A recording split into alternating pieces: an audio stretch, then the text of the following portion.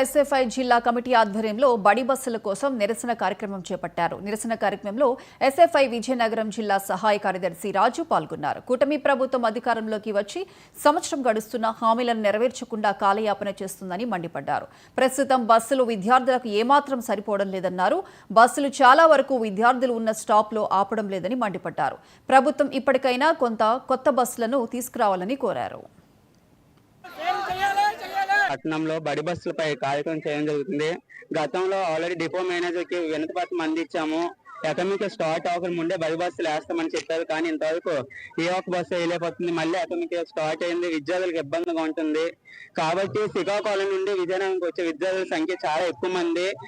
ధనస్థలం, కోస్ట, పైభీమవరం, కోసపరిగా నాతవలస ఈ రోడ్ల విద్యార్థులకు బడి బస్సులు ఇబ్బంది అవుతుంది. అదే కాకుండా కుమిలి, నెల్లిమల్ల, రామతీర్థం వచ్చిన విద్యార్థులకు అదే ఇబ్బంది.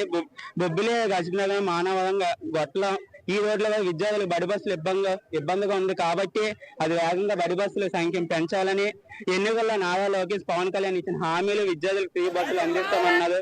ఆ బస్సులు వేయాలని డిమాండ్ చేస్తున్నాం. లేని పక్షంలో ప్రభుత్వంపై ఒత్తిడి తీసుకొస్తామని తెలియజేస్తున్నాం. మీడియా ముఖ్యంగా పట్టణంలో బడి బస్సులపై కార్యక్రమం చేయడం జరుగుతుంది. గతంలో ఆల్రెడీ డిపో మేనేజర్ కి వినతి పత్రం అందించాము. అకాడమిక్ స్టార్ట్ అవ్వక ముందే బడి బస్సులు